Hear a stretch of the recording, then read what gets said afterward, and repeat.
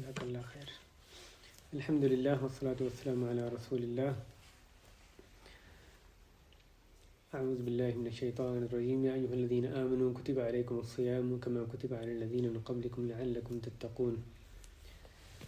میرے بھائیو، 1/3 سے زیادہ رمضان گزر گیا ہے اور 1/3 بہت ہوتا ہے. جیسے حدیث میں ہے کہ 1/3 اور 1/3 بہت ہے، اور دیکھیں کتنی تیزی کے ساتھ گزر گیا ہے.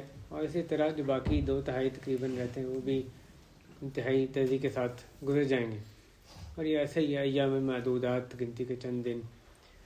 تو اس میں جیسے والد محترم نے ایک عمدہ یاد دہانی کروائی ہے، آدمی محاسبہ کرے کیا 10 دنوں میں اس کی کیا غلطیاں ہیں، کیا کوتاہیاں، سستیاں، ان سے معافی طلب کرے اور آئندہ دنوں میں صحیح وقت کو استعمال کرنے کی کوشش کرے. رمضان چند دن آنا ہے، گزر جانے، اس نے تو گزر ہی جانے، لیکن جو سمیٹنے والے ہیں وہ کتنا سمیٹتے ہیں یہ ان کی اپنی کوشش پر ہے. ہر کوئی اس سے جو فائدہ اٹھا سکتا ہے، لیکن جو جتنا اٹھانا چاہے اتنا اس کو فائدہ ملے گا. رمضان کی برکتیں رحمت نازل ہو ہی رہی ہیں.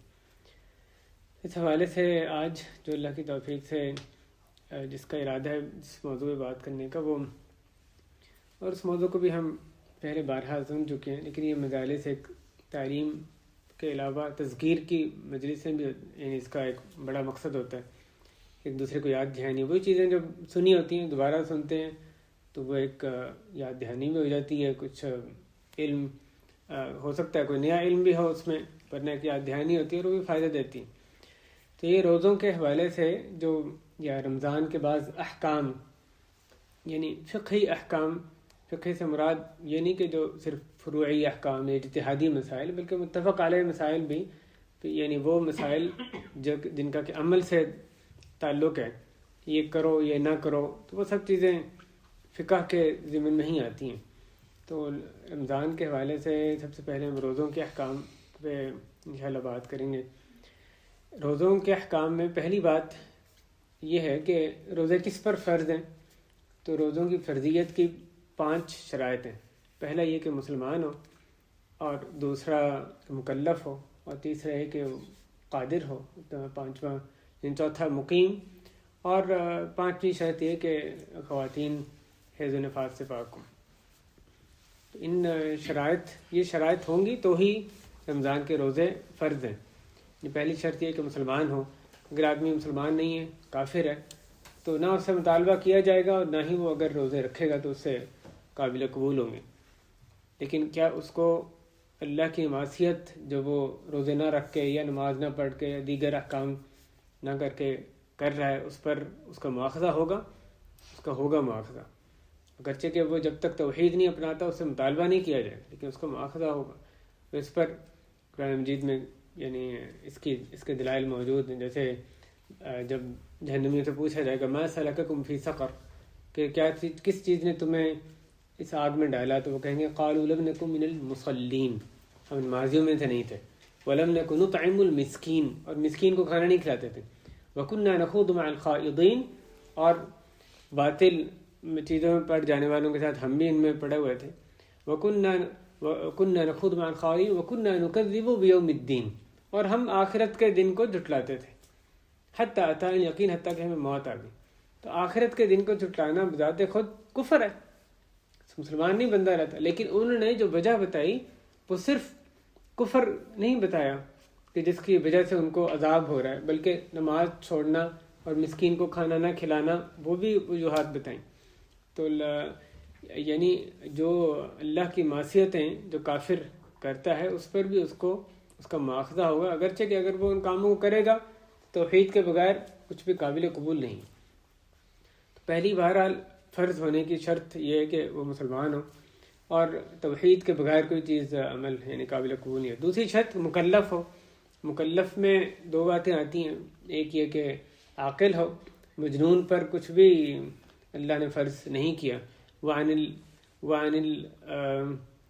المجنون حتی یفیق، حدیث میں آتا ہے کہ 3 قسم کے لوگ مرفوع القلم ہیں، ان سے قلم اٹھا لی گئی. اس میں ایک وہ ہے جو کہ دیوانہ شخص، مجنون شخص، حتیٰ کہ وہ اس کے ہوش بحال ہو جائے. تو ایسے شخص پہ کچھ بھی واجب نہیں ہے. اسی میں وہ بھی آتا ہے کہ آدمی اگر ویسے عقل مند ہے لیکن بڑھاپے میں اس کیفیت کو چلا گیا کہ اب اس کو یہ نہیں پتہ کہ یہ دن ہے رات ہے، اس کو نہیں پتہ کہ اس نے مثلا کھانا کھا لیا نہیں کھایا، تو اس کیفیت کو پہنچ گیا اگر بڑھاپے میں جا کر، تو پھر بھی وہ مکلف نہیں رہتا۔ ایسی صورت میں نہ اس کی طرف سے اطعام کھانا کھلایا جائے گا، نہ ہی وہ روزہ رکھنے کا پابند ہے۔ اور بعض دفعہ بعض دفعہ کیفیت اس طرح کی ہوتی ہے کہ تواتر کے ساتھ ایک حالت نہیں ہوتی، بلکہ بعض اوقات وہ اس کے ہوش بحال ہوتے ہیں، بعض اوقات نہیں ہوتے۔ تو جب ہوش و حواس قائم ہوں گے اس وقت وہ مکلف ہے، اس وقت وہ روزہ رکھے گا اگر رکھ سکتا ہے، ورنہ اس کی طرف سے یا وہ کھانا کھلانے کا پابند ہے فدیے کا۔ اور اگر جب اس کے ہوش و حواس قائم نہیں ہے تو ان دنوں میں وہ مکلف نہیں ہے۔ تو یہ عقل جو ہے ایک بنیادی شرط ہے، شرط و تکلیف یعنی مکلف ہونے کی، اس کے بغیر کچھ بھی اللہ نے مکلف کسی شخص کو نہیں کیا۔ اور اس میں دوسری بات جو آتی ہے مکلف ہونے میں، وہ بلوغت ہے۔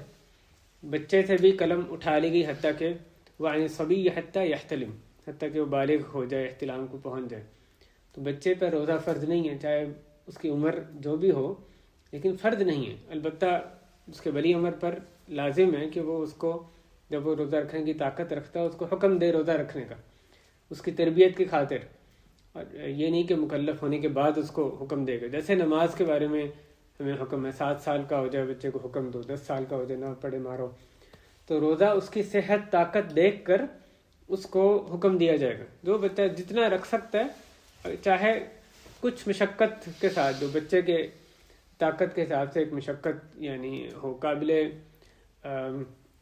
اس کے جس کی طاقت وہ رکھتا ہو، جو قابل برداشت ایک مشقت ہے، اتنی اس کے ساتھ بھی وہ روزہ رکھ سکتا ہے تو اس کو رکھوانا چاہیے۔ جیسے صحابہ کرام رضوان اللہ علیہم اجمعین کا طرز عمل تھا، بچوں کو روزہ رکھواتے، اور اگر وہ افطاری سے پہلے بھوک کی وجہ سے، پیاس کی وجہ سے رونے لگتے ہیں تو ان کو کھلونا دے دیتے تاکہ وہ بہل جائیں، تاکہ افطاری کا وقت ہو جاتا ہے۔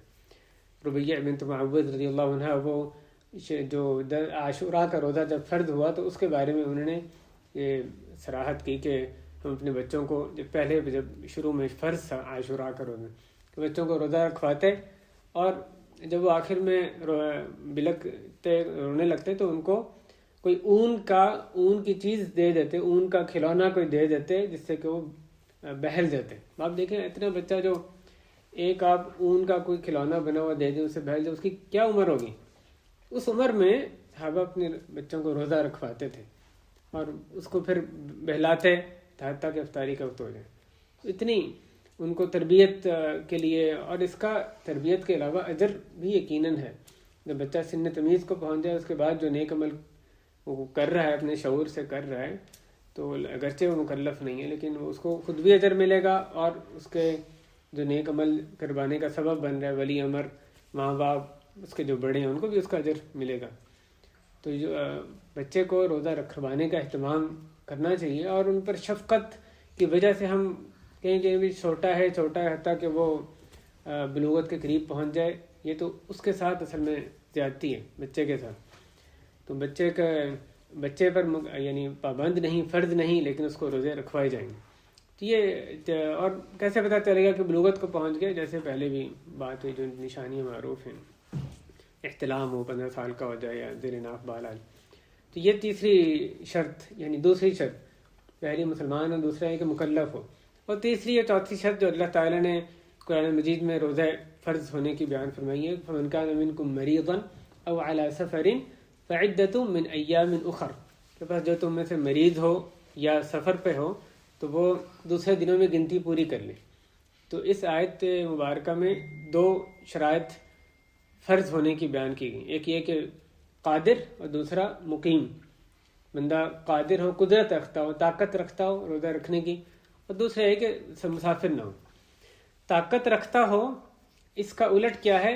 عجز، بے بسی، کہ طاقت نہیں ہے اس میں۔ جو عجز ہے یا طاقت نہ رکھنا، وہ 2 طرح کے ہو سکتے ہیں۔ ایک وہ بے بسی جو کہ دائمی ہے، یا ایسا عجز جو کہ موقت، وقتی ہے۔ تو اگر وقتی ہے، یعنی اس وقت بیمار ہے اور بعد میں جیسے عام بیماریاں ہیں پھر ٹھیک ہو جانے کی امید ہوتی ہے، تو پھر تو حکم یہی ہے فعدۃ من ایام اخر، تو پھر اس نے دوسرے دنوں میں گنتی پوری کرنی ہے. وہ انتظار روزہ رکھنے کا اس وقت نہیں مکلف، لیکن جب ٹھیک ہو جائے گا اس کے بعد وہ روزہ رکھے گا، چاہے ٹھیک ہونے کی توقع 1 دن بعد ہے یا 1 مہینے بعد، 6 مہینے بعد. لیکن ظاہری حالات میں یہ دیکھا جاتا ہے کہ ہاں یہ بیماری ٹھیک ہو جاتی ہے تو پھر ٹھیک ہونے کا انتظار کرے گا، کھانا نہیں کھلائے گا، اس میں کوئی فدیہ نہیں ہے. اور اگر اگلے رمضان تک وہ بیمار ہی جاتا ہے تو پھر اگلے رمضان کے بعد جب بھی ٹھیک ہوگا اس وقت وہ روزے جو ہے اپنے پورے کرے گا. کون سی بیماری ہے جس میں کہ روزہ چھوڑنا اس کے لیے جائز ہے؟ کس طرح کی بیماری ہو؟ اس میں ایسی بیماری جس میں کہ اس کو مشقت ہو روزہ رکھنے کی وجہ سے، وہ بھی اس میں آتی ہے. یعنی بیماری بڑھ نہیں رہی، نہ اس میں کوئی اور بیماری میں اضافے کا اندیشہ نہیں، لیکن اس کو پین اتنی ہے، درد اتنی ہے کہ اگر اس نے میڈیسن نہ لی تو بہت مشقت ہے اس کو، روزہ رکھنے کی وجہ سے بیماری میں کی مشقت ہے. تو ایسے میں بھی بہتر ہے کہ اللہ کی رخصت کو قبول کرے اور روزہ توڑ لے اپنا، یا اگر ایک شروع سے یہ تو روزہ نہ رکھے. یا ایسی بیماری جس کے بڑھ جانے کا اندیشہ ہے روزہ رکھ کر، کہ آپ نے ایک دوائی ہے وہ صبح اور دوپہر کو بھی، دوپہر کو کھانی ہے، دوپہر کو اور پھر شام کو نہیں لیں گے تو بیماری بڑھ جائے گی، یا اس میں اس کی شفا میں تاخیر ہونے کی خبر ڈاکٹر دیتے ہیں. تو ایسی صورت میں بھی روزہ چھوڑنے کی اجازت ہے. کے بعض اوقات تو یعنی مرغوب مستحب ہے یا واجب بھی ہو سکتا ہے. تو روزہ ایسی جو بھی بیماری ہے جس میں کہ مشقت ہو یا بیماری بڑھ جائے یا اس کو شفا میں تاخیر ہو تو اس میں روزہ چھوڑنے کی اجازت ہے. اور بندے کو چاہیے اللہ کی رخصت قبول کرے. بعض لوگ انتہائی بیمار بھی ہو جاتے ہیں کہ روزہ نہیں چھوڑنا، جو بھی ہو جائے روزہ پورا کرنا، اور اپنے آپ کو بعض دفعہ بہت مشقت میں ڈال کے بھی، یا اپنے آپ کو یعنی بیماری ڈاکٹر کہہ رہے ہیں تم اور بیمار ہو جاؤ گے، توڑ لو روزہ، لیکن وہ کہتے ہیں نہیں، جو ہو جائے بیمار ہوتے ہیں روزہ رکھنا ہی رکھنا رمضان. تو یہ مناسب نہیں ہے. اللہ نے جو رخصت دی اس کو قبول کرنا چاہیے. دوسرے دنوں میں اللہ نے اجازت دی ہے تو گنتی پوری کرے، تو اللہ کی رخصت کو قبول کرنا زیادہ اس میں پسندیدہ بات ہے. اور دوسری بیماری کی قسم یا عجز کی قسم وہ ہے جو کہ دائمی ہوتی ہے، جس سے شفا یاب ہونے کی امید نہیں ہوتی.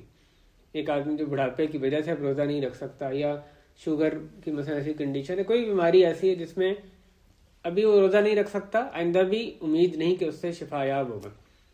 تو ایسے میں جو حکم ہے وہ اللہ تعالی نے فرمایا کہ وَعَلَى الَّذِينَ يُطِيقُونَهُ فِدْيَةٌ طَعَامُ مِسْكِينٍ. جو لوگ اس کی طاقت رکھتے ہیں، یہاں طاقت رکھنا یطیقونہ، اس کی اس آیت کی جو تشریح ہے عبداللہ بن عباس رضی اللہ تعالیٰ عنہما سے ثابت ہے کہ انہوں نے کہا کہ الشیخ و الشیخہ کے بارے میں، یعنی بوڑھے مرد عورت کے بارے میں یہ آیت نازل ہوئی کہ وہ ایک مسکین کو کھانا کھلائیں گے، ہر روزے کے بدلے مسکین کو کھانا کھلائیں. تو بڑھاپے میں جبکہ دائمی ان کی عجز جو ہے دائمی ہے، روزہ آئندہ بھی طاقت آئے اس کی امید نہیں ہے، تو اس وقت ان کے لیے یہ حکم ہے جو اس آیت میں بیان کیا گیا.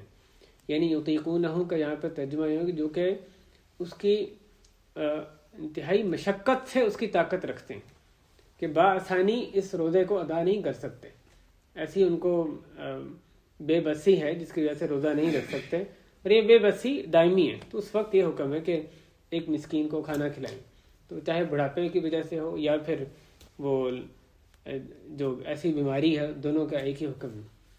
تو اس میں جو کھانا کھلانا ہے وہ کتنا کھانا کھلانا ہے، اس آیت میں جو متعین کیا گیا کہ طعام مسکین، ایک مسکین کا کھانا، ایک روزے کے بدلے ایک مسکین کو کھانا کھلانا. ایک مسکین کا کھانا کس طرح سے ہم کھلا سکتے ہیں؟ اس کے 2 طریقے ہمیں یعنی ثابت شدہ ہیں. ایک طریقہ جو حضرت انس بن مالک رضی اللہ عنہ جب وہ بیمار ہو گئے تھے، بالکل زندگی کے آخر میں جب ان کی طاقت کم ہو گئی اور روزہ رکھنے کی طاقت نہیں تھی، تو وہ ایسے کرتے تھے. آخری زندگی کے 1 یا 2 سال تھے. حضرت انس رضی اللہ عنہ اپنے نبی صلی اللہ علیہ وسلم کی دعا کی برکت سے بہت لمبی زندگی انہوں نے پائی تھی، اور صحابہ کرام میں جو آخر میں وفات ہوئے ان میں سے ایک ان کا بھی نام ہے، حضرت انس بن مالک رسول اللہ علیہ وسلم کے خادم، جنہوں نے 10 سال آپ کی مدینہ طیبہ جانے کے بعد ان خدمت کرتے رہے. تو وہ ان کا طریقہ یہ تھا کہ جب رمضان ختم ہو جاتا یا رمضان کے اختتام پر وہ 30 مسکینوں کو جمع کرتے اور ان کو پیٹ بھر کے کھانا کھلا دیتے، 30 مسکینوں کو جمع کر کے کھانا کھلا دیتے.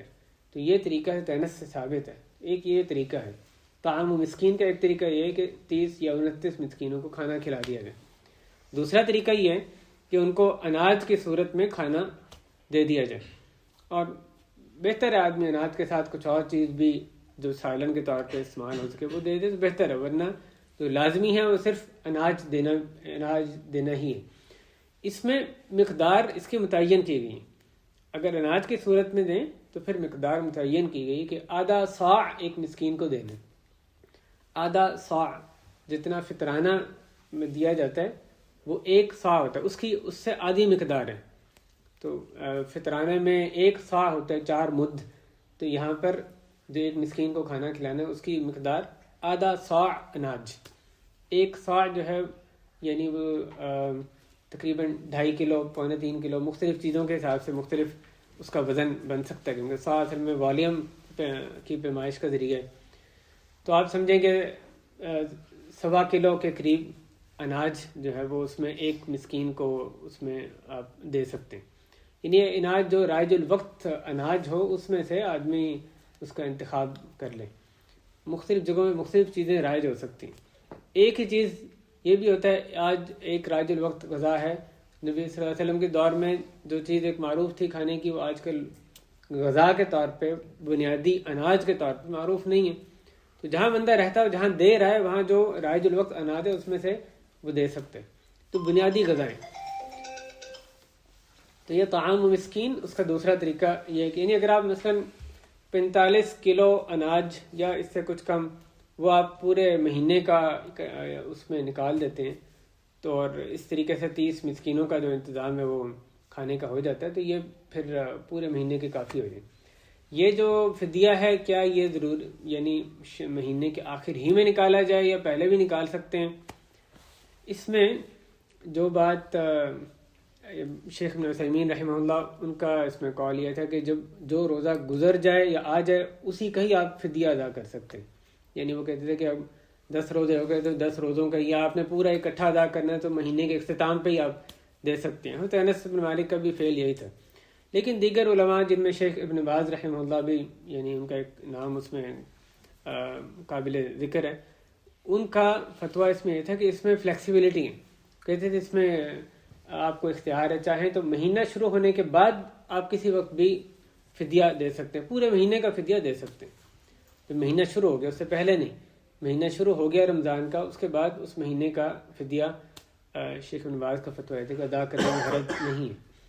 تو یہ 2 طریقے ہیں مسکین کو کھانا کھلانا. اگر ایک بندے نے ایسی بیماری جس میں کہ شفایاب ہونے کی امید نہیں تھی اس کی وجہ سے اس نے فدیہ دے دیا اور بعد میں اللہ تعالی نے اس کو شفا دے دی، تو پھر اس پر جس کا فدیہ دے دیا وہ روزے رکھنا لازم نہیں ہے. اس وقت اس نے جو اس وقت کی ججمنٹ تھی اس کے ساتھ سے عمل کر دیا، اس پر جو اللہ نے لاگو کیا تھا پورا کر دیا اس نے. اب شفایاب ہو گیا تو اس کے لیے ضروری نہیں کہ اب اس نے جو روزے نہیں رکھے فدیہ دیا ان کو فدیہ کو یعنی روزوں کو پورا کرے. اگر ایک بندہ بیمار ہے، بیماری کی وجہ سے بیماری ایسی جس سے شفایاب ہونے کی امید ہے، عام بیماریاں لیکن شفایاب نہیں ہوتا، رمضان ختم ہوتا ہے یا رمضان کے دوران ہی اس کی وفات ہو جاتی، تو اب کیا حکم ہے؟ اب اس کے جو ورثہ ہیں ان کے لیے کوئی لازم نہیں کہ اس کی طرف سے کچھ بھی یعنی فدیہ ادا کرے، کیونکہ وہ کس کا مکلف تھا؟ وہ ایسی بیماری تھی جس سے شفایاب ہو جانا تھا اسے بظاہر، تو اس نے روزے رکھنے تھے. اصل میں مکلف یہ تھا کہ ٹھیک ہونے کے بعد روزے رکھے گا. اب وہ ٹھیک ہوا ہی نہیں تو اس پر کھانا کھلانا تو واجب تھا ہی نہیں. جناب اس نے خود تو وہ چلا گیا اللہ کے پاس، لیکن اس کے جو ورثہ ہیں اس کی طرف سے کھانا نہیں کھلائیں گے. اس پر کچھ واجب تھا ہی نہیں، کیونکہ جو واجب ہونے کا وقت ہے جب ٹھیک ہوگا اس کے بعد فرض ہونے تھے اس پر روزے رکھنے، تو ابھی آئی نہیں تھا، اس سے پہلے ہی وہ دنیا سے رخصت ہو گیا. تو یہ یعنی یہ بیماری کی مختلف صورتیں ہیں اس کے حوالے سے جو اللہ تعالیٰ نے رخصت دی ہے اس کے فمن کان منکم مریضا وعلی سفر فعدۃ من ایام اخر. یہ تو ہوگی بے بسی کی بات. اور دوسری جو یعنی اگلی جو شرط ہے وہ یہ کہ مقیم ہو آدمی، سفر کی حالت میں نہ ہو، جو چوتھی شرط ہے. جیسے اللہ تعالیٰ نے کہا وعلی سفر، یا سفر پر ہو تو پھر بھی روزہ چھوڑ سکتے ہیں. سفر میں آدمی جیسا بھی سفر ہو روزہ چھوڑنے کی اجازت ہے، اور اگر وہ کام کرے جو اس کے لیے زیادہ آسان ہے تو یہ اس کے حق میں افضل ہے۔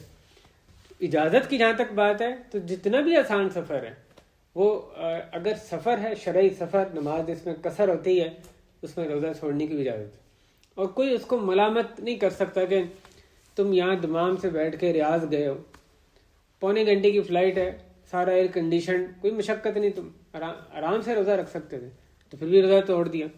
وہ روزہ توڑنا چاہے یا نہ رکھنا چاہے تو بے شک نہ رکھے، مرضی ہے اس کی، بعد میں اس نے پورے کرنے ہیں۔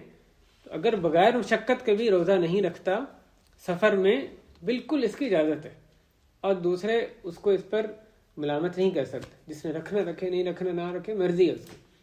اور صحابہ کرام کا بھی طریقہ یہ تھا، سفر میں کسی نے روزہ رکھا ہوتا، کسی نے نہ رکھا ہوتا، رکھنے والے نہ رکھنے والوں کو، نہ رکھنے والے رکھنے والوں کو کچھ نہیں کہتے تھے۔ تو یہ اس میں اجازت ہے، لیکن افضل کیا ہے یہ تو بات ہوگی اجازت کی، سفر جیسا بھی ہے اس میں اجازت ہے۔ افضل کیا ہے کہ روزہ رکھنا یا نہ رکھنا، اس میں دیکھا جائے گا کہ اس کو مشقت سفر میں روزے کی وجہ سے ہے کہ نہیں۔ اگر تو اس کو بالکل مشقت نہیں ہے، سفر ایسا ہے بالکل آرام دہ ہے، مشقت نہیں ہے، تو پھر افضل یہ ہے کہ وہ روزہ رکھ لے۔ یہ کیوں افضل ہے؟ ایک تو زمانے کی جو فضیلت ہے رمضان، اس کو پانے کے لیے، اور پھر یہ کہ اپنی جو ذمہ داری اللہ نے اس پر عائد کی ہے روزہ رکھنا، وہ جلدی اس طرح سے نبھا دے گا۔ اور تیسری بات یہ کہ اس طریقے سے وہ روزہ رکھنا اس کے لیے آسان ہوگا، کیونکہ ایک پورا ماحول رمضان میں روزہ رکھنے کا ہوتا ہے۔ وہی آدمی روزہ اتنے ہی وقت کا، اس سے کم وقت کا بھی جو بعد میں رکھتا ہے قضا، تو اس کے لیے وہ زیادہ مشکل ہوتی ہے، کیونکہ پورا ماحول روزہ کا نہیں ہوتا۔ اور یہی صورتحال جو لوگ کافر ملکوں میں رہتے ہیں اس کے اپنے احکام ہیں، تو لیکن کافر ملکوں میں جو رہتے ہیں جہاں روزے کا کوئی ماحول نہیں ہوتا، ان کو روزے رکھنے مشکل لگتے ہیں زیادہ، چاہے وہی روزہ رکھ رہے ہیں جو رمضان میں یہاں پہ رکھیں گے، کہ ماحول کا بہت فرق پڑتا ہے، نیک لوگوں کے درمیان رہنے نیکی کام کرنا آسان ہو جاتا ہے۔ تو بہرحال رمضان میں عمومی طور پہ روزہ رکھنے کے ماحول ہے، اس لیے روزہ رکھنا آسان ہو جاتا ہے، بعد میں مشکل ہوتا ہے۔ اس آسانی کی وجہ سے بھی اس کے لیے بہتر ہے کہ رمضان میں ہی روزہ نہ رکھ لے۔ یہ شیخ ابن عثیمین رحمہ اللہ نے 3 وجوہات بیان کی، اور وہ کہتے ہیں کہ افضل یہ ہے کہ مشقت نہ ہو تو روزہ رکھ لے، لیکن اگر مشقت ہے تو پھر افضل یہ ہے کہ روزہ نہ رکھے۔ اسی کے بارے میں نبی صلی اللہ علیہ وسلم نے فرمایا، جب ایک صحابی تھے روزے میں پیاس کی شدت کی وجہ سے وہ طاقت ان کی یعنی ختم ہو چلی تھی، تو لوگ ان کے پاس اکٹھے ہوئے تھے، نبی صلی اللہ علیہ وسلم نے پوچھا تو صحابہ نے کہا یا رسول اللہ یہ روزے سے، تو آپ نے فرمایا تھا لیس من البر الصیام فی السفر، کہ یہ نیکی میں سے نہیں ہے کہ سفر میں روزہ رکھیں۔ یہ حدیث یعنی مطلق نہیں ہے کہ کبھی بھی ہم کہیں کہ ہر سفر میں یہ نیکی نہیں ہے، بلکہ اس کا ایک پس منظر ہے۔ وہ صحابی جن کو بہت مشقت ہو گئی، یعنی مشقت تھی روزہ رکھنے میں، ان کے اس پس منظر میں نبی صلی اللہ علیہ وسلم نے یہ حدیث ارشاد فرمائی۔ تو جب آدمی کو مشقت ہو پھر اس کو روزہ نہیں رکھنا چاہیے، جب سفر میں روزہ رکھنے کی وجہ سے مشقت ہو رہی ہو تو پھر روزہ نہیں رکھنا چاہیے۔ اور اگر ایسا ہے کہ انتہائی مشقت ہے، ضرر پہنچنے کا اندیشہ ہے، ہلاکت کا اندیشہ ہے یا ضرر پہنچنے کا، پھر تو جائز ہی نہیں ہے اس کے لیے روزہ رکھنا۔ نبی صلی اللہ علیہ وسلم نے جب سفر میں تھے، صحابہ کرام بہت نڈال ہو رہے تھے، اور آپ کو یہ بتایا گیا کہ یا رسول اللہ آپ کی طرف لوگ دیکھ رہے ہیں کہ آپ کیا کرتے ہیں، رمضان کا مہینہ ہے لیکن آپ کیا کرتے ہیں، روزہ جاری رکھتے ہیں، توڑتے ہیں۔ تو آپ نے ایک مشروب منگوایا، اس کو اونچا کیا، لوگ سب دیکھ لیں، اور اس کو تناول فرمایا، اس کو پی لیا، حالانکہ عصر کے بعد کا وقت تھا، کچھ وقت ہی باقی رہتا تھا افطاری میں، اور پھر اکثر صحابہ نے روزہ اپنا توڑ لیا۔ بعض صحابہ نے اپنے اجتہاد سے خود یہ اجتہاد کر کے کہ نہیں وقت تو معمولی رہتا، شاید یہ سوچا ہو، انہوں نے اپنا روزہ جاری رکھا۔ تو نبی صلی اللہ علیہ وسلم کو جب خبر دی کہ بعض لوگوں نے افطار نہیں کیا، افطار یعنی روزہ نہیں توڑا، تو آپ نے فرمایا تھا اولئک العصاہ اولئک العصاہ، کہ وہی نافرمان ہے، وہی نافرمان ہے۔ تو آپ نے اس حالت میں روزہ رکھنے کو نافرمانی قرار دیا تھا۔ یہ سفر میں دیکھا جاتا ہے کہ کیا اس کی مشقت ہے، نہیں، بالکل مشقت نہیں ہے، کچھ مشقت ہے، بہتر نہ رکھیں۔ انتہائی مشقت ہے تو روزہ رکھنا اس کے لیے جائز نہیں، پھر اللہ کی نافرمانی ہوگی اس میں روزہ رکھنا۔ تو یہ اعلیٰ سفر، اگر آدمی جاتا ہے 1-2 دن مثلاً کہیں ٹھہرتا بھی ہے، اس وقت اگرچہ کہ سفر جاری نہیں ہے لیکن وہ مسافر کے حکم میں، آپ یہاں سے مکہ جاتے ہیں، ریاض جاتے ہیں، کہیں بھی اور 2 دن کا اسٹے مثلاً واپس آ جائیں، اب آپ جا کے ٹھہرے ہوئے ہیں تو وہ مسافر ہی کا حکم ہے، اس وقت آپ روزہ نہ رکھنے کی اس وقت اجازت ہے، چاہے جتنے بھی آدمی آرام دہ یعنی طریقے سے رہ رہا. یہ چوتھی شرط، پہلی مسلم، دوسری مکلف، اور تیسرا کہ اس طاقت ہو، اور چوتھا یہ کہ مقیم ہو، اور پانچویں روزے کی فرضیت کی شرط یہ کہ خواتین کے حوالے سے کہ وہ ایام میں نہ ہوں، حیض و نفاس سے پاک ہوں. اس حالت میں نہ ہی ان سے مطالبہ ہے اور نہ ہی وہ روزہ رکھیں گی تو ان سے قابل قبول ہے، بلکہ ان کے لیے حکم یہی ہے کہ وہ اس وقت روزہ نہ رکھیں، بعد میں اس کی قضا دیں گی. اس حدیث میں آتا ہے کہ کیا ایسے عورتوں کی دین میں کمی کا بیان کرتے ہوئے نبی صلی اللہ علیہ وسلم نے بیان فرمایا کہ کیا ایسے نہیں کہ وہ جب حیض میں ہوتی ہے تو پھر نہ روزے رکھتی ہے نہ نماز پڑھتی ہے. تو عائشہ رضی اللہ عنہا سے پوچھا گیا کہ کیا وجہ ہے کہ ہم جب روزے چھوڑتی ہیں تو اس کی قضا رکھتی ہیں، جب نماز چھوڑتی ہیں تو اس کی قضا نہیں رکھتی. تو آپ نے فرمایا کہ اسی طرح ہمیں حکم دیا جاتا تھا، بس حکم دیا گیا ایسے ہی کرنے. نماز چھوڑیں گی قضا نہیں ہے، لیکن اس کی روزہ جو چھوڑنی ہے اس کی بعد میں انہوں نے قضا دینی. اور اسی ضمن میں جو حمل اور ذات والی خواتین ہیں ان کا بھی بیان ہوتا ہے کہ اگر وہ یعنی ان کو مشقت ہو روزہ رکھنے میں، چاہے اپنے بارے میں مشقت ہو یا بچے کے بارے میں، تو بھی ان کا روزہ چھوڑنے کی اس میں اجازت ہے. بعد میں اگر وہ قضا رکھ سکیں تو ضرور قضا رکھیں، نہیں رکھ سکتے تو پھر ممکن ہے یعنی فدیہ کے بھی بعض علماء اس میں ذکر کیا. بہرحال یہ ہے روزے کی فرضیت کی شرائط. گفتگو کا دوسرا جو نقطہ موضوع ہے وہ یہ کہ روزہ کن چیزوں سے ٹوٹتا ہے، ان کا بیان. اس کے بارے میں اگر ہم دیکھیں تو قرآن مجید میں جن چیزوں کا بیان کیا کہ وہ 2 ہیں، اور باقی حدیث میں ملتے ہیں یا ان پر قیاس، انہی چیزوں پر قیاس کیا گیا. اجمالی طور پہ آپ کہہ سکتے ہیں 6 یا 7 کل چیزیں جن سے کہ روزہ یعنی ٹوٹتا ہے. قرآن مجید میں 2 چیزوں کا ذکر ہے، ایک ہم بستری اور دوسرا کھانا پینا. کھانا پینا آپ 2 بھی تصور کر سکتے ہیں، لیکن اکٹھا ان کو ایک چیز میں بھی رکھ سکتے ہیں، ایک کیٹیگری میں. تو اس میں جہاں یعنی ہم بستری کا وہ روزہ، پہلی بات جس سے کہ روزہ ٹوٹتا ہے ہم بستری، اور اس پہ اگر یہ آدمی اس گناہ کا ارتکاب کرتا ہے تو یہ ایسا روزہ توڑنے والی چیز ہے جس پر کہ صرف یعنی قضا نہیں بلکہ انتہائی کفارہ بھی اس پر لازم ہے. جیسے ایک صحابی نبی صلی اللہ علیہ وسلم کے پاس آتے ہیں، بہت ہی مفلوق الحال صحابی تھے، وہ آ کے کہتے ہیں رسول اللہ میں ہلاک ہو گیا، یا کہا کہ میں نے ہلاک کر دیا. تو انہوں نے نبی علیہ السلام نے پوچھا کیا ہوا؟ تو انہوں نے کہا اپنی بیوی کے پاس چلا گیا رمضان میں. تو نبی علیہ السلام سے پوچھا کیا تم اتنا پاتے ہو کہ ایک گردن آزاد کرو؟ انہوں نے کہا نہیں. آپ نے پوچھا کیا تم 2 مہینوں کے مسلسل روزے رکھ سکتے ہو؟ تو انہوں نے کہا نہیں. آپ نے کہا کیا تم 60 مسکینوں کو کھانا کھلا سکتے ہو؟ تو انہوں نے کہا نہیں. تو پھر آگے حدیث کا باقی حصہ ہے. تو اس حدیث سے پتہ چلا کہ اس طریقے پر اگر اس گناہ کا ارتکاب آدمی کرتا ہے، اس طریقے سے روزہ یعنی توڑتا ہے، تو اس پر یہ کفارہ بھی لازم ہے، جو کہ اور کسی چیز پر لازم نہیں. اگر آدمی جان بوجھ کے کھا پی لے اور کوئی اس کا عذر نہیں ہے تو اگرچہ کہ بہت بڑا گناہ وہ کر رہا ہے، اس پر قبر کے عذاب بھی وعید آئی ہے اور گناہ ہے، لیکن اس پر توبہ کے ساتھ ساتھ صرف قضا لازم ہے، کفارہ اس پر لازم نہیں ہے. یہ جو کفارہ حدیث میں بیان کیا گیا یہ صرف ہم بستری پر ہی لازم ہوتا ہے. یہ پہلی چیز روزہ توڑنے والی. دوسری جو اس کے مقدمات ہوتے ہیں، اسی طرح شہوت کے ساتھ یعنی جو منی کا اخراج ہے مثلا، وہ بھی اسی کے اندر آتا ہے روزہ توڑنے والی چیزیں. اس کی دلیل کیا ہے کہ نبی صلی اللہ علیہ وسلم نے حدیث قدسی میں فرمایا کہ اللہ تعالیٰ فرماتے ہیں یدع طعامہ وشہوتہ من اجلی، یا طعامہ وشرابہ وشہوتہ من اجلی، کہ روزہ دار اپنا کھانا پینا اور اپنی شہوت میری خاطر چھوڑتا ہے.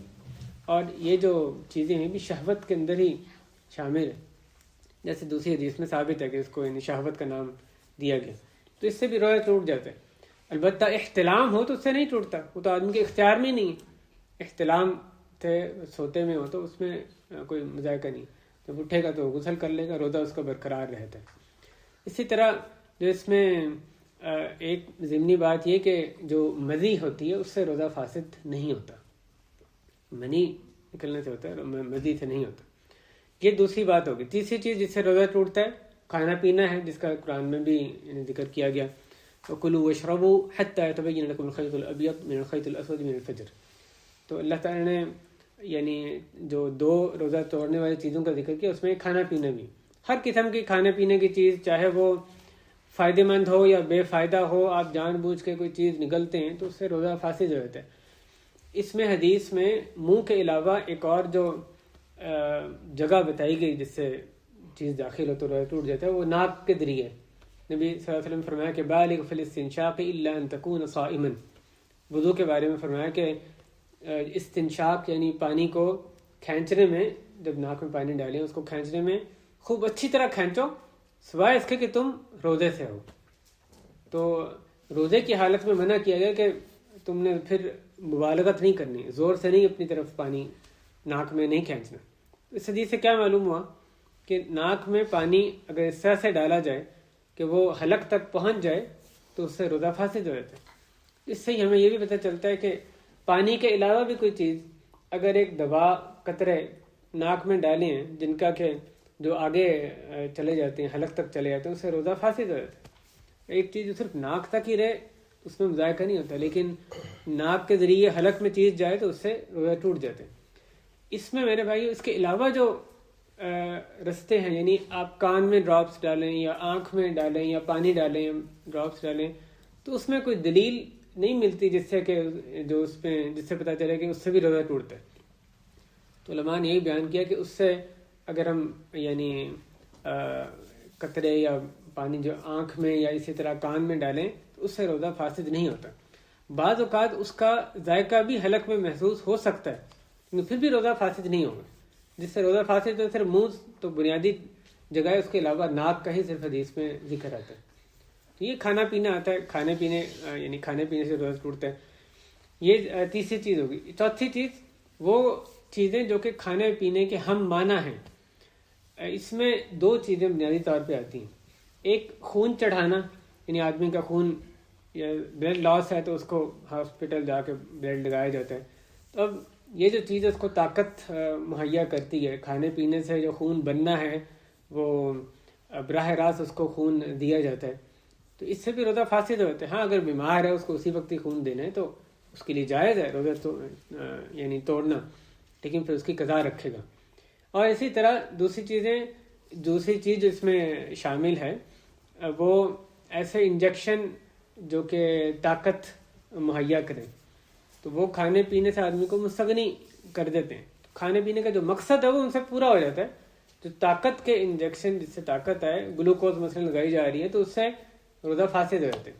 لیکن اس کے علاوہ جو انجیکشن ہو، کوئی صرف میڈیسن کا آپ پین کلر کا لگا رہے ہیں، کوئی انسولین لگا رہے ہیں، کوئی اور صرف دوا اس سے جا رہی ہے، تو اس سے روزہ فاسد نہیں ہوتا. تو جو ہم معنی جو طاقت مہیا کرتے ہیں انجیکشن، اس سے روزہ فاسد ہوتے ہیں. اور تیسری چیز جو اس میں علماء نے ذکر کی کہ جو کڈنیز کا اللہ تعالیٰ سب کو عافیت میں رکھے، جن کو پرابلم ہوتا ہے ڈائلسس کرتے ہیں، تو اس میں بھی خون کا پورا دورانیہ اور خون کی صفائی کیا جاتا ہے. اس میں اور چیزیں آپ جانتے ہیں ملا کے تو پھر دوبارہ داخل کیا جاتا ہے خون، تو اس سے بھی یقیناً طاقت آتی ہے اور یعنی اس سے بھی روزہ فاسد ہو جاتا ہے. لیکن جو کرتے ہیں کراتے ہیں ان کے لیے لازم ہے کروانا، لیکن وہ پھر اس روزے کی اگر ان کی طاقت ہے بعد میں رکھنے کی تو اس کی پھر قضا رکھیں گے. تو یہ چیزیں جو کہ کھانے پینے کے ہم معنی اس معنی میں آتی ہیں، اس کے ضمن میں آتی ہیں، اگرچہ وہ کھانا پینا نہیں ہے.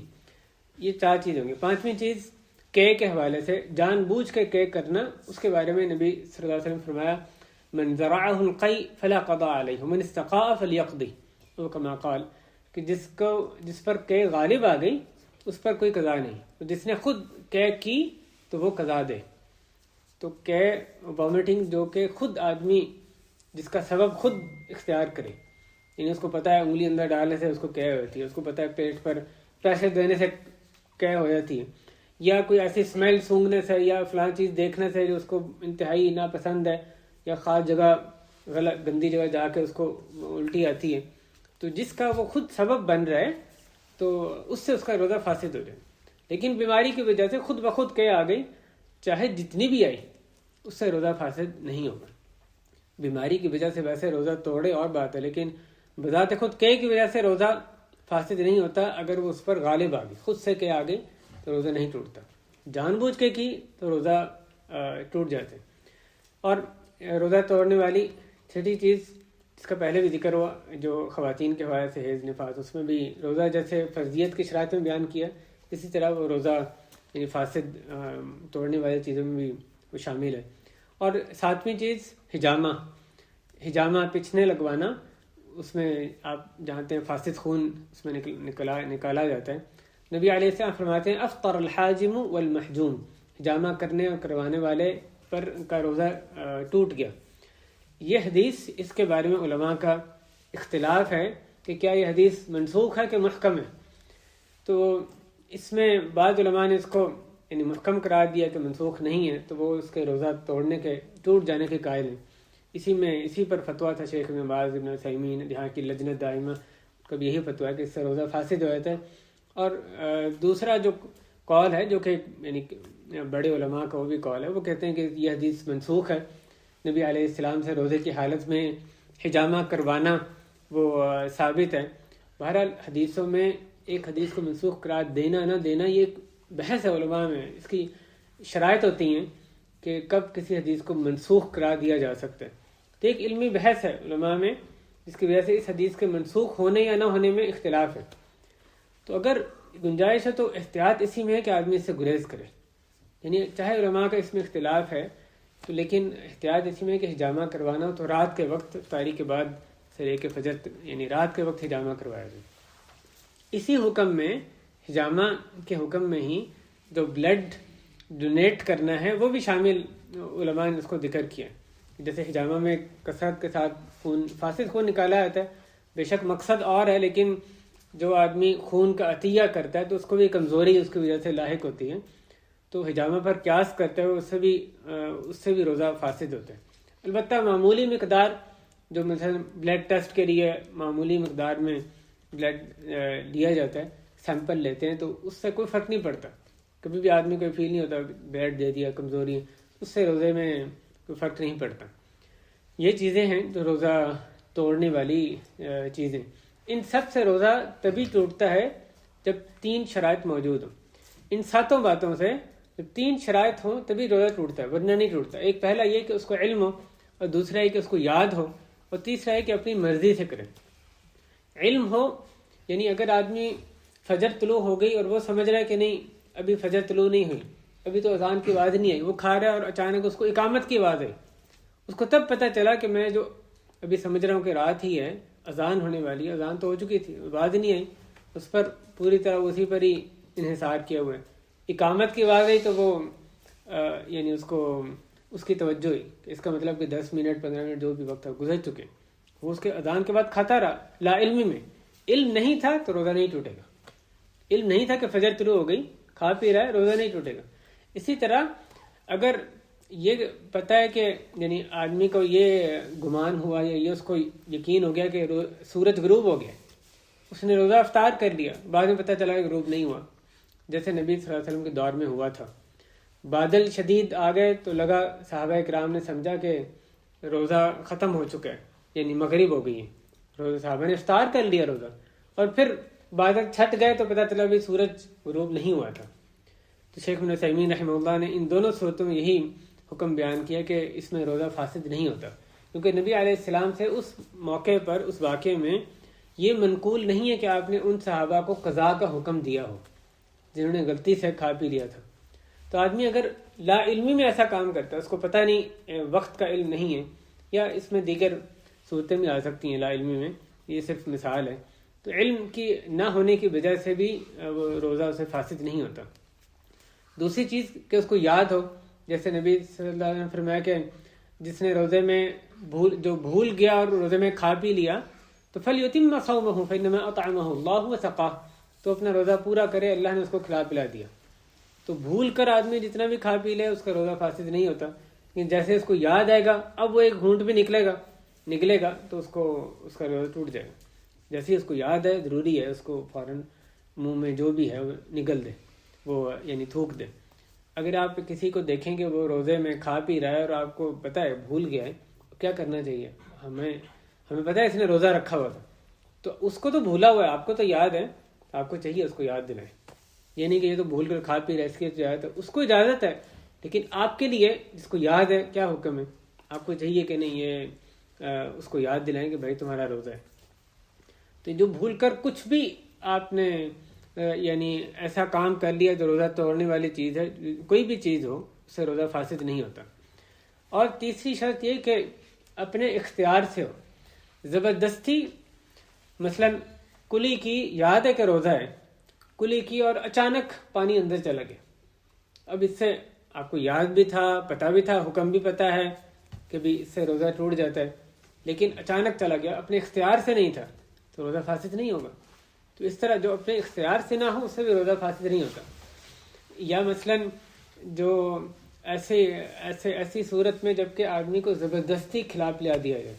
بعض جو دشمنان اسلام ہیں وہ مسلمانوں کے ساتھ یہ رویہ اختیار کرتے ہیں تاکہ وہ روزہ نہ رکھ سکیں، حرمت پامال کرنے کے لیے اس مہینے کی زبردستی اس مہینے میں ان کو کچھ منہ میں ڈال دیتے ہیں، کچھ کھلا دیتے ہیں. تو اگر ایسا اللہ تعالیٰ ظالموں کو ہم پر مسلط نہ کرے، مسلمانوں پر مسلط نہ کرے، لا تسلط علینا من لا یرحمنا، اے اللہ ہم پر وہ ایسا شخص مسلط نہ کرے جو ہم پر رحم نہ کرے. لیکن یہ صورتحال موجود ہے، اس وقت بھی ہے. تو جہاں اس طرح ہو، زبردستی کسی کو کھلایا پلایا جائے تو اس کا روزہ بھی فاسد نہیں ہوتا. اس سے اپنی مرضی سے ہو صرف تبھی روزہ فاسد ہوگا. تو یہ تین باتیں جو ہوں گی تبھی ان تو پہلے مفطرات مبطلات الصیام جو ذکر کیا گیا ان سے روزہ فاسد ہوتا ہے. آخر میں میرے بھائیوں، روزے کے احکام میں جو روزہ کے وقت کے حوالے سے، سحری افطاری کے حوالے سے بعض چیزیں ذکر کروں گا. سحری میں نبی صلی اللہ علیہ وسلم کا جو یعنی معمول تھا کہ جب آپ سحری ختم کرتے اس کے بعد نماز کے لیے جب کھڑے ہوتے تو اس کے درمیان 50 آیتوں کا وقفہ ہوا کرتا تھا. حضرت ابی بن کعب رضی اللہ عنہ کی حدیث ہے کہ نبی صلی اللہ علیہ وسلم کے ساتھ ہم نے سحری کی، اس کے بعد پھر ہم جب نماز کے لیے آپ علیہ السلام نماز کے لیے اٹھ کھڑے ہوئے، ان سے پوچھا گیا کہ دونوں کے درمیان کتنی مسافت تھی، کتنا وقفہ تھا. آپ نے کہا 50 آیتوں میں وقفہ. اس کا بعض علماء نے 5 منٹ، بعض نے 10 منٹ اس طرح اندازہ لگایا. تو یہ 5-10 منٹ کا وقفہ معمول یہ تھا نبی علیہ السلام کا کہ سحری اتنا پہلے ختم کر دیتے تھے. تو لیکن کھانا پینا اس کے بعد جائز ہے. اس کی جیسے اللہ تعالیٰ نے صاف قرآن میں بھی حتیٰ یتبین لکم، حتیٰ کہ فجر طلوع ہو جائے تم کھا پی سکتے ہو. اور نبی علیہ السلام نے فرمایا کہ تمہیں بلال کی اذان دھوکے میں نہ ڈال دے، وہ تو رات کے وقت اذان دیتا ہے، تم کھاؤ پیو حتیٰ کہ ابن ام مکتوم اذان دے. اور وہ تب اذان دیتے تھے جب ان کو کہا جاتا اصبحت اصبحت، کہ صبح ہوگی. نبینا صحابی تھے، ان کو بتایا جاتا فجر طلوع ہوگی پھر اذان دیتے تھے. تو رات کے وقت جب تک صبح طلوع نہ ہو جائے آپ علیہ السلام نے کھانے پینے کی اجازت دی. تو یہ جو ہمارے ہاں ایک کانسیپٹ ہے امساک، وقت امساک، بلکہ باقاعدہ جنتری پہ یعنی جو اوقات ہوتے ہیں اس میں لکھا ہوتا ہے کہ فجر طلوع ہونے کا یہ وقت اور امساک کا یہ وقت. بعض دفعہ 5 منٹ، بعض دفعہ 10 منٹ پہلے اذان سے وہ وقت لکھا ہوتا ہے. اور اس کی بنیاد یہ حدیث جو میں نے پہلے بیان کی اس کو بنایا جاتا ہے. تو یہ استدلال غلط ہے. اس حدیث سے ہی تو پتہ چلتا ہے کہ معمول ہمارا یہ ہونا چاہیے کہ اتنا پہلے سحری ختم ہو جایا کرے ہماری. لیکن یہ کہ یہ امساک شروع ہو گیا اس کے بعد کھانا پینا جائز ہی نہیں ہے، یہ غلط بات ہے. اس کی تو صراحت سے اجازت دی گئی قرآن میں، حدیث میں، دونوں باتوں میں فرق ہے نا. تو آدمی نے سحری ختم کر لی باقاعدہ، اس کے بعد بھی وہ کچھ پانی پینا چاہتا ہے، کچھ اور کھانا چاہتا ہے، اس کو اجازت ہے. لیکن معمول یہ ہوگی یہ نہیں کہ بالکل اذان تک کھا رہے ہیں، بلکہ اذان سے پہلے کچھ منٹ پہلے، 5-10 منٹ پہلے سحری ختم ہو جایا کرے. اس میں ایک جو ہمیں حکم یعنی رخصت دی گئی ہے کہ اگر نبی صلی اللہ علیہ وسلم فرمایا کہ اگر اذان ہو تم میں سے کسی کے ہاتھ میں برتن ہے تو وہ اس کو نہ رکھے حتیٰ کہ اس سے اپنی ضرورت پوری کر لے. تو آپ نے کھانا اپنے منہ کی طرف اٹھایا ہوا ہے، کھانے لگے یعنی کھا رہے ہیں، اذان کی آواز ہے ایک دم اس کو رکھ دینا ضروری نہیں. پانی سامنے ہے، پینے لگے ہیں، اذان ہو گئی، اس کو آپ پی سکتے ہیں. تو یہ رخصت دی گئی ہے کہ آدمی کے ہاتھ میں برتن ہے وہ اس سے اپنی ضرورت پوری کر کے پھر اس کو رکھے چاہے اذان طلوع ہو گئی. اور یہ تو یعنی سحری کے وقت کے حوالے سے سحری کو تاخیر سے کھانا یہ پسندیدہ ہے نبی صلی اللہ علیہ وسلم کے بارے میں، جیسے معمول بھی ذکر ہوا. تو بعض لوگ یہ جو طریقہ اختیار کرتے ہیں کہ رات کو ہی کھا لیتے ہیں، اس کے بعد سو گئے، پھر فجر کی اذان کے بعد جماعت کے لیے اٹھے، تو یہ خلاف سنت ہے، اور اس طریقے سے سحری کی برکت بھی حاصل نہیں ہوتے۔ نبی صلی اللہ علیہ وسلم نے بہت سی ترغیب دی ہے سحری کی، تسحروا فإن فی السحور برکہ، سحری کیا کرو کیونکہ سحری کے کھانے میں برکت ہے۔ آپ نے فرمایا کہ سحری نہ چھوڑو، چاہے تم میں سے کوئی ایک یعنی چاہے تم پانی کا ایک گھونٹ ہی لے لو، تو اس وقت کھانا یا پینا وہ چھوڑو نہیں۔ پیٹ بھرا ہوا ہے، دل نہیں چاہ رہا، طبیعت نہیں ہے، دونوں وجہ ہو سکتی ہیں، پیٹ بھرا ہوا یا ویسے طبیعت نہیں ہے کھانے کی، لیکن سحری چھوڑو نہیں۔ ایک گھونٹ پانی، آپ تاکید دیکھیں کہ بھی کوئی طلب نہیں ہے، ایک گھونٹ پانی وہی پی لو، چھوڑو نہیں سحری، پھر بھی سحری کرو جتنی معمولی مقدار میں۔ ایک اور حدیث میں فرمایا گیا کہ بے شک اللہ تعالیٰ اور اس کے فرشتے درود بھیجتے ہیں سحری کرنے والوں پر۔ ایک طرف ہم پراٹھا لسی سب اپنے آپ کو لطف اندوز خود ہو رہے ہوتے ہیں، اور اس پر اللہ کی طرف سے رحمت ہوتی ہے، فرشتے بھی ہمارے لیے دعا کرتے ہیں، تو اللہ اور اس کے فرشتے درود بھیجتے ہیں۔ یہ جو اجر سمیٹنے کے مواقع ہیں رمضان میں، ان سے یہ سحری کرنا بھی ہے۔ اسی طرح افطاری کے حوالے سے سنت یہ ہے کہ اس کو جلدی کیا جائے، جیسے ہی مغرب ہو گئی افطار کر لیا جائے۔ مغرب جیسے ہی نبی صلی اللہ علیہ وسلم فرماتے ہیں اذا اقبل اللیل من ها هنا وادبر النهار من ها هنا فقد افطر الصائم، وہ کما قال، اگر ادھر سے رات آ گئی اور ادھر سے دن چلا گیا تو روزے دار کا روزہ افطار ہو گیا، اس کا روزہ ختم ہو گیا۔ نبی علیہ السلام سفر پہ تھے، آپ نے ایک صحابی کو کہا اجدح لنا، ستو بناؤ، ستو گھولو ہمارے لیے۔ انہوں نے کہا رسول اللہ النہار امامک، یا فرمایا کہ اگر آپ کچھ اور انتظار کر لیں، کچھ اور شام ہو جائے۔ آپ نے پھر ان کو حکم دیا، پھر تیسری تو حکم دیا، تو انہوں نے ستو بنایا اور آپ صلی اللہ علیہ وسلم کو تناول فرمایا۔ یعنی کھجور میسر نہ ہو تو کسی بھی چیز سے آپ روزہ افطار کر سکتے ہیں۔ سفر میں تھے، ستو سے آپ نے روزہ افطار کیا، تو وہ صحابی جو ہیں وہ کہہ رہے تھے یا رسول اللہ ابھی تو نہار روشنی ہے، اتنی روشنی ہے، ابھی آپ تھوڑا سا ٹھہر جائیں۔ نبی علیہ السلام ان کو زور دے دے کہ نہیں بناؤ۔ سورج غروب ہو گیا، سورج کی جو ٹکیا ہے وہ نظر آنا بند ہوگی تو بس روزہ ختم ہو گیا۔ اس کے بعد کہ روشنی بہت ہے اس کا کوئی اعتبار نہیں، جیسے ہی مغرب ہو گئی روزہ افطار کرنے میں جلدی کرنا، یہی سنت ہے اس میں۔ اور حتیٰ کہ اس کی ایک روایت میں جو شیخ البانی رحمہ اللہ نے بیان کی یہ بھی ہے کہ ہمیں لگتا تھا کہ اگر ہم اونٹ پر چڑھیں یا کسی اونچی جگہ پر چڑھیں تو ہمیں سورج نظر آئے گا۔ ہمیں لگتا تھا کہ سورج تو ابھی غروب ہوا ہے، کسی تھوڑی سی بلندی پہ جائیں گے تو پھر نظر آ جائے گا۔ اس کے باوجود نبی علیہ السلام نے حکم دیا کہ نہیں ستو بناؤ گے، آپ نے روزہ افطار کرنے میں جلدی کی۔ اس سے آپ کو یہ بھی پتہ چلتا ہے اگر آدمی بلندی پر ہو، اسی جگہ پر بلندی پر ہو تو اس کا روزہ یعنی دیر سے افطار ہوگا، اگر نیچے ہے تو وہ یعنی اس نے اپنے حساب سے دیکھنا ہے۔ جہاں وہ ہے تو سورج اگر غروب ہو گیا ہے اس کا روزہ افطار ہو گیا، بلندی پر ہے سورج غروب ہونے کا وقت اور ہو، جہاز پر جا رہے اسی جگہ پر ہے تو سورج اور وقت میں غروب ہوگا۔ تو بہرحال افطاری کرنے میں جلدی کرنا یہ اس میں سنت ہے۔ البتہ ایک اور سنت جو کہ پتہ نہیں بہت سی جگہوں میں تو متروک کی نظر آتی ہے، نبی صلی اللہ علیہ وسلم کا معمول یہ تھا کہ وہ معمولی افطاری کرتے تھے، کھجوریں کھاتے یا پانی تناول فرماری اور نماز کے لیے چل دیتے تھے۔ تو مغرب کی نماز جلدی ادا کرنا آپ علیہ السلام کو محبوب تھا، اگرچہ کہ بے شک 10 15 20 منٹ بعد قضا نہیں ہوتی، لیکن آپ کو یہ پسند تھا کہ نماز مغرب میں جلدی کی جائے۔ تو آپ افطار کرتے اور یہ یعنی چند لمحوں بعد یہ کھجور پانی اس کے بعد نماز کے لیے چل دیتے تھے۔ تو اب یعنی باقی آدمی جو بھی کھانا پینا ہے نماز کے بعد اس کو رکھے زیادہ بہتر ہے۔ تو جو اتنی تاخیر بعض اوقات تو 20 منٹ بعد جماعت کی جاتی ہے، یہ سنت کے مطابق نہیں ہے۔ شیخ البانی رحمہ اللہ نے کھل کے اس مسئلے کو بیان کیا، وہ کہتے ہیں سنت طریقہ یہ ہے کہ آدمی معمولی افطاری کر کے یہ اور ساتھ ہی پھر نماز کا اہتمام کرے۔ البتہ میرے بھائیو اگر خلاف افضل کام بھی ہو رہا ہو، جماعت تاخیر سے ادا کی جاتی ہے اس مسجد میں جو ہمارے ساتھ ہے، تو پھر بھی میرے آپ کے لیے فرض ہے کہ با جماعت نماز ادا کریں۔ یعنی یہ سنت پوری کرنے کے لیے کہ جلدی نماز پڑھیں، ہم اپنے طور پہ نماز نہیں پڑھ سکتے انفرادی طور پہ، کیونکہ وہ حرام کام بہرحال نہیں ہے، صرف ایک مستحب کام کو چھوڑ رہے ہیں، سنت کو چھوڑ رہے ہیں۔ تو با جماعت نماز ادا کرنا بہرحال وہ تو ہمارے لیے لازم ہے، لیکن یہ پتہ ہونا چاہیے کہ اصل میں کیا مطلوب ہے، سنت طریقہ کیا ہے کہ نماز میں جلدی کی جائے۔ اور بعض لوگ افطاری میں ایسے مگن ہوتے ہیں کہ نماز کو بھی خیر بعد پہلی جماعت کئی مسجدوں میں چھوٹی ہوتی ہے اور بعد میں جب جماعت ختم ہو جائے پھر دوسری جماعت ہوتی ہے، وہ کہیں زیادہ لوگ اس میں نظر آتے ہیں. یہ کیسی بدقسمتی ہے.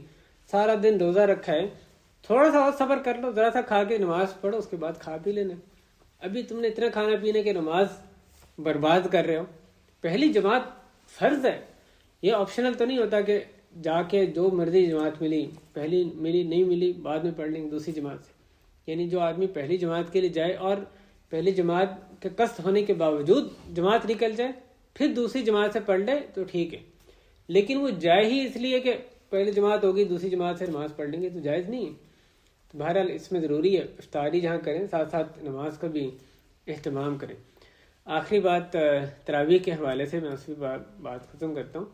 تراویح میں نبی صلی اللہ علیہ وسلم کی جیسے پہلے بھی درس میں جسے اس کی بیان ہوئی، رمضان میں جو قیام کرنا ایمان احتساب کے ساتھ وہ گزشتہ گناہوں کی معافی کی اس پہ خوشخبری دی گئی ہے.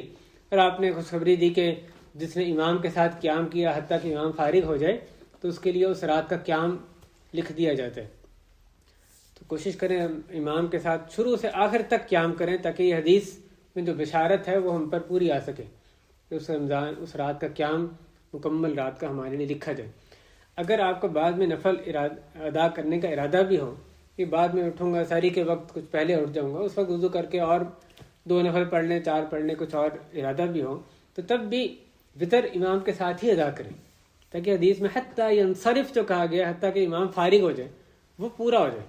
پھر بعد میں آپ نفل پڑھنا چاہتے ہیں بے شک پڑھیں لیکن پھر اس کے ساتھ وطر ادا نہیں کریں. تو بعض اوقات وطر کے بعد نفل پڑھنا نبی صلی اللہ علیہ وسلم سے ثابت ہے.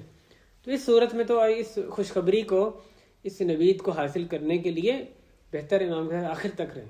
اس کے بعد آپ نے نفل پڑھنے چاہے فوراً یا بعد میں تو بے شک آپ انفرادی طور پر پڑھیں. بلکہ بعض جگہ تو تراویح کی نماز یعنی اتنی مختصر ہوتی ہے کہ آدمی کو تسلی نہیں ہوتی، یعنی جب تک کہ بعد میں کوئی تسلی سے اپنی نماز نہ پڑھے. اس میں ویسے کوشش کرنی چاہیے جہاں پہ زیادہ خشوع و خضوع کے ساتھ اچھی نماز ہو وہاں پر اہتمام کریں جانے کی. جیسے نبی علیہ السلام فرماتے ہیں کہ بہترین نماز طول القنوت، جس میں لمبا قیام کیا جائے وہ بہترین نماز ہے. تو لمبا قیام کرنا جہاں پہ اچھا قیام ہو تو وہاں پر جانے کی کوشش یہ زیادہ اچھی بات ہے، اس میں زیادہ ثواب ہے. بہرحال تراویح کے بعد انفرادی نماز پڑھنا چاہیں تو پڑھ سکتے ہیں. خواتین بھی اگر گھر میں نماز پڑھیں تو ضرور ادا کر سکتی ہیں، لیکن اگر وہ مسجد جانا چاہیں پورے شرعی آداب کے ساتھ فتنے سے دور ہوں تو مسجد وہ جا سکتی ہیں، وہاں پہ بھی تراویح وہ ادا کر سکتی ہیں. یہ تراویح کے حوالے سے جو نبی صلی اللہ علیہ وسلم کو معمول ملتا ہے، حضرت عائشہ رضی اللہ عنہا فرماتی ہیں کہ نبی علیہ السلام رمضان یا غیر رمضان میں 8 یعنی 11 رکعتوں سے زیادہ نہیں اضافہ فرماتے تھے. بعض احادیث میں 13 بھی ثابت ہیں. تو آپ کا عام معمول یہی تھا. حضرت عائشہ نے صراحت کی کہ رمضان یا غیر رمضان میں. البتہ اگر اس سے زیادہ کیا جائے تو حرام نہیں ہے، نماز باطل نہیں ہوتے، گناہ نہیں ملتا. کوئی زیادہ کرنا چاہے کر سکتے ہیں، لیکن سنت طریقہ جو نبی صلی اللہ علیہ وسلم کی عملی طور پہ ثابت ہے اور جس کا حکم حضرت عمر رضی اللہ عنہ نے بھی حضرت ابی بن کعب اور تمیم داری رضی اللہ عنہ کو دیا تھا جب تراویح کی باقاعدہ جماعت شروع کروائی تو یہی تھا کہ ان کو 8 تراویح پڑھائیں.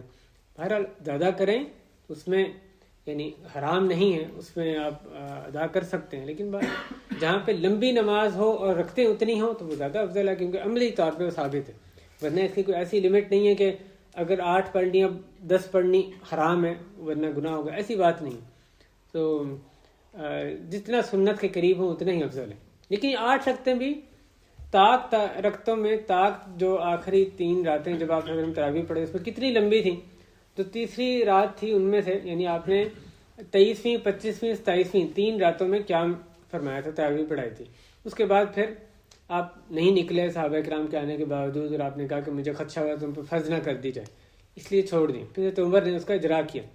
لیکن وہ تیسری رکعت تیسرے دن کی بھی اتنی لمبی تراویح تھی، حالانکہ تھی وہ اتنی تعداد اتنی تھی کہ صحابہ کرام کہتے ہیں کہ ہمیں یعنی سحری فوت ہونے کا اندیشہ ہونے لگا تھا، اتنی طویل نماز ہوتی تھی.